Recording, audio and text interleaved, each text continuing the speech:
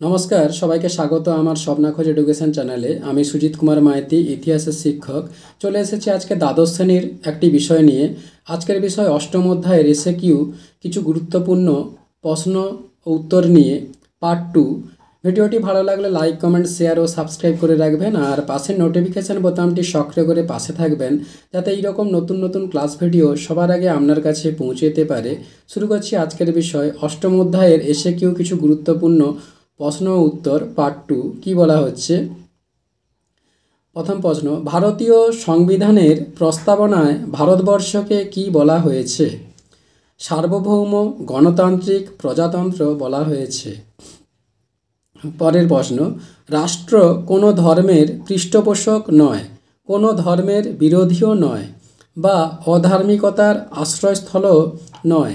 সকল প্রকার ধর্মীয় গোঁড়ামি এবং কার্যকলাপ থেকে সম্পর্কমুক্ত থেকে ধর্ম সম্পর্কে রাষ্ট্র নিরপেক্ষ ভূমিকা পালন করবে। উক্তিটি কার? ভেঙ্কটরামনের। এরপরে, ব্রিটেনের পার্লামেন্টের নিম্নকক্ষের নাম কি?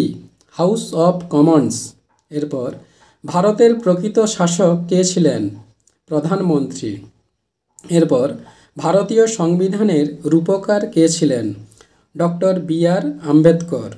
এরপর, ভারতের মৌলিক অধিকারগুলি কী কী ছিল? সাম্যের অধিকার, স্বাধীনতার অধিকার, শোষণের বিরুদ্ধে অধিকার, ধর্মীয় স্বাধীনতার অধিকার, সংস্কৃতি ও শিক্ষা বিষয়ক অধিকার, সাংবিধানিক প্রতিবিধানের অধিকার। এরপর, পশ্চিমবঙ্গের আইনসভা কয় কক্ষ বিশিষ্ট? 1 কক্ষ বিশিষ্ট। এরপর, রাজ্য আইনসভার স্থায়ী কক্ষ কোনটি? বিধান পরিষদ। এরপর, বিধান পরিষদের কার্যকালের মেয়াদকাল কত? 6 বছর। এরপর, রাজ্য আইনসভার জনপ্রতিনিধি কক্ষের নাম কি? বিধানসভা। এরপর, রাজ্য আইনসভার প্রকৃত শাসক কে ছিলেন? মুখ্যমন্ত্রী। এরপর, পশ্চিমবঙ্গের প্রথম মুখ্যমন্ত্রীর নাম কি? শ্রী প্রফুল্লচন্দ্র ঘোষ। এরপর, পাকিস্তানের উচ্চকক্ষ ও নিম্নকক্ষের নাম কি? উচ্চকক্ষ হলো সিনেট, নিম্নকক্ষ হলো জাতীয় পরিষদ। এরপর, পাকিস্তান কথার অর্থ কি? পবিত্র ভূমি।